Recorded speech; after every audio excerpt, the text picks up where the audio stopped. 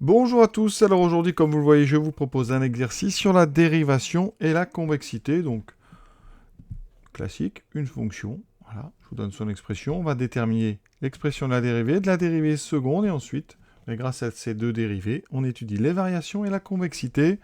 Je donne pour info la courbe de f, comme ça on va analyser un petit peu les variations justement et la convexité à l'aide de la courbe. On est parti.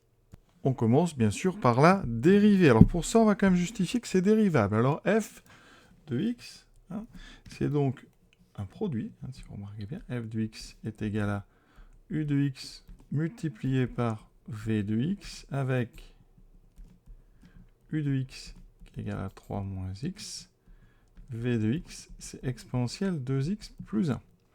Donc je vais utiliser la formule célèbre de dérivation d'un produit, que je vous rappelle, uv', c'est donc u'v plus uv'. Rappelons qu'une fonction produit est dérivable si les deux facteurs sont dérivables. Ici,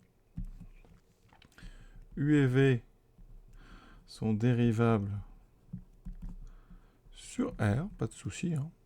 Fonction affine, exponentielle composée avec une affine, donc f aussi. Donc f dérivable sur R comme produit. D'accord ? Pour appliquer cette formule, j'ai donc besoin de u' et v'. Donc u' dérivé d'une fonction affine, ça donne la pente, donc moins 1, c'est le moins 1 ici. V, c'est un exponentiel de u, donc on est là pour rappeler les formules. Exponentiel u, quand on dérive, c'est dérivable si u est dérivable. Et la dérivée, c'est u' e de u. Ça, c'est à connaître par cœur. Donc ici, je dérive ce qu'il y a dedans. 2x plus 1, ça fait 2. Et on remet le même exponentiel. Ensuite, on applique notre formule.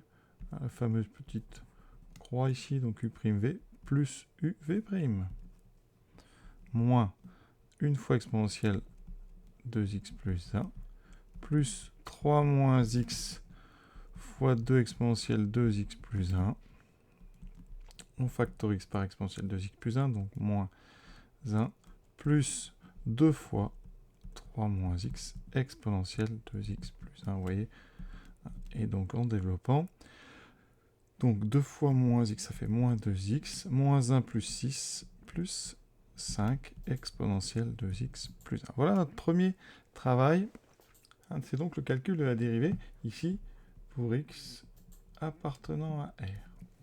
On passe à la dérivée seconde. Alors c'est exactement le même procédé, puisqu'on a encore un produit. Par contre, u et v ont changé, enfin v n'a pas changé, mais u, cette fois-ci, c'est moins 2x plus 5, vous voyez, donc ça va aller très vite. J'ai déjà tout rédigé. Donc u', c'est moins 2, et on applique donc la même formule.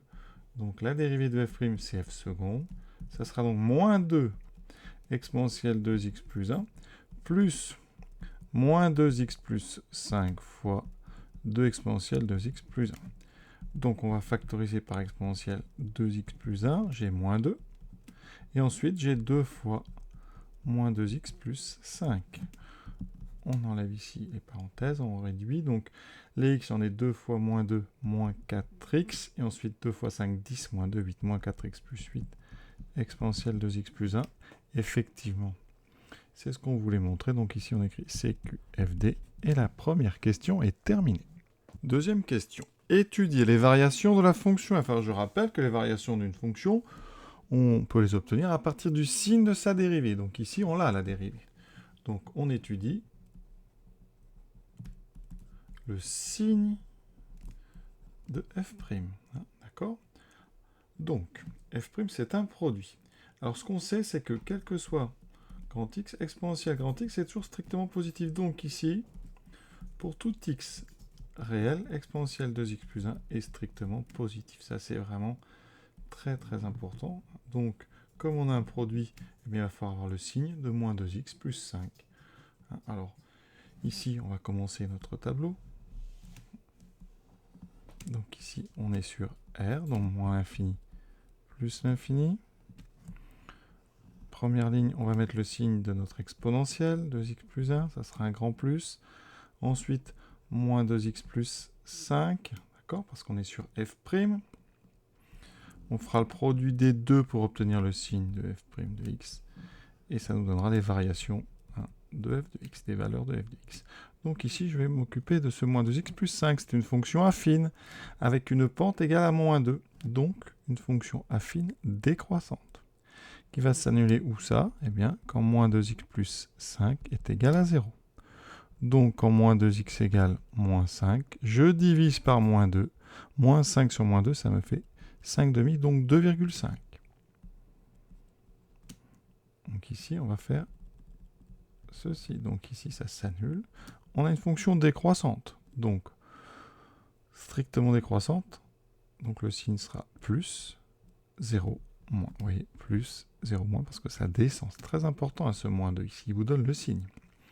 Pour ceux qui ont appris des phrases, c'est du signe de la pente, du signe de A, après le 0. Donc ici, on a un moins 2, c'est négatif. Pour exponentielle, on a déjà dit c'était strictement positif, donc il n'y a que des plus. Et après, vous multipliez plus fois plus, plus fois 0, 0, plus fois moins, moins.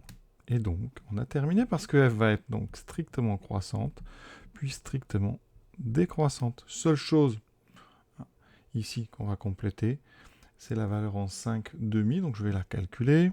Ici, f de 5 demi, je remplace donc dans l'expression, ça fera 3 moins 5 demi, exponentielle de 2 fois 5 demi, plus 1.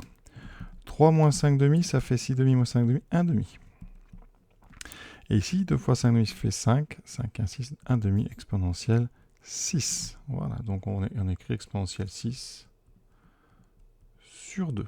C'est un grand nombre, c'est pour ça que vous voyez ici, mon maximum est vers ici 200. Pour info, la voici, cette courbe, un peu plus en gros plan. Hein. Vous voyez, hein, notre maximum, eh bien, il est bien en 2,5, hein, et valeur un peu au-delà de 200. Et c'est vrai que c'est avantageux d'avoir la courbe parce que ça permet de vérifier qu'on n'est pas en train de faire n'importe quoi. Alors, quand on fera le chapitre des limites, eh bien, on pourra ici indiquer les limites aux bornes. La limite en moins l'infini, ça semble être 0. Et en plus l'infini, ça semble être moins l'infini. On verra ça plus tard. Donc, maintenant, on va passer à la convexité. Alors, la convexité, elle s'interprète aussi en regardant la courbe. Et je vais vous montrer une fois qu'on l'aura bien faite. Ce n'est pas le signe de f' qui va nous intéresser pour la convexité, c'est le signe de f seconde.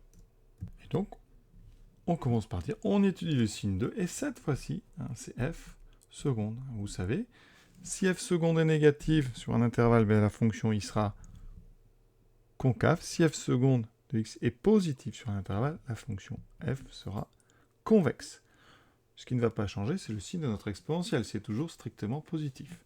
Donc le tableau, hein, c'est un peu la même question finalement, mais avec une fonction affine différente. Ici, moins l'infini, plus l'infini. J'aurai besoin donc du signe de moins 4x plus 8, qui est une fonction affine, toujours décroissante à cause du moins 4. Et ça s'annule ici, moins 4x plus 8 égale 0. Ça donne x égale moins 8 sur 4, donc x égale 2. Donc là, c'est 2. Et ça va nous donner par produit le signe de f seconde. Donc ici, ça s'annule. On a dit que c'était décroissant, donc plus 0, moins. L'exponentielle est strictement positive, donc le signe c'est plus 0, moins. D'accord? Et donc là, eh bien, on va faire une ligne.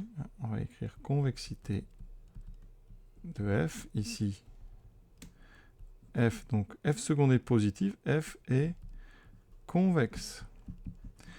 Ici, f seconde est négative, f est concave. Alors, entre les deux, donc on a un 0, vous voyez.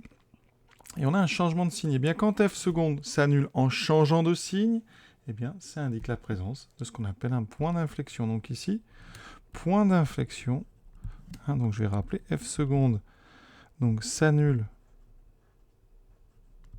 en changeant de signe, donc point d'inflexion, donc d'abscisse 2. Voilà. Alors graphiquement, hein, qu'est-ce que ça nous dit la convexité? Ici, hein, vous voyez, je vais tracer une tangente, la tangente au point A, puis je vais faire, vous voyez, ici on va faire bouger le point A.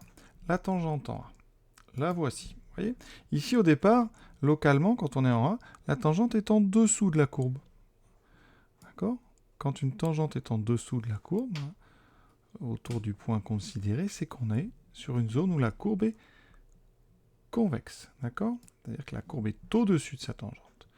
Et ça va durer jusqu'à quand? Mais jusqu'à notre point d'inflexion. Donc ici, on avance. Ici, vous voyez, après, quand on est sur la partie droite, eh bien, on a une tangente qui est toujours au-dessus de la courbe.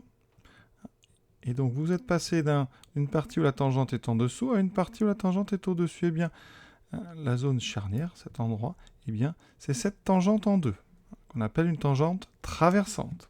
Traversante parce que la courbe arrive par-dessus et ressort par-dessous. Donc, la tangente, on dit qu'elle traverse la courbe. La plupart du temps, vous voyez, la courbe a une position qui est la même à gauche et à droite de la tangente, soit concave, soit ici convexe. Mais vous voyez, ce point d'inflexion, il indique un changement en fait de la forme de la courbe. Ici, on dit que la courbure est vers le haut. C'est comme si c'était un grand cercle dont le centre serait plus haut, alors que dès qu'on passe notre point d'inflexion, la courbe pourrait être assimilée localement à un cercle dont le centre serait en dessous. Vous voyez ? Donc ça, c'est très intéressant. Ça donne vraiment une forme de la courbe. Donc convexe, c'est orienté vers le haut. Concave, orienté vers le bas. Voilà, je crois avoir dit à peu près tout ce qui était intéressant ici, j'espère. Sur ce, je vous souhaite une bonne fin de journée à tous et à bientôt.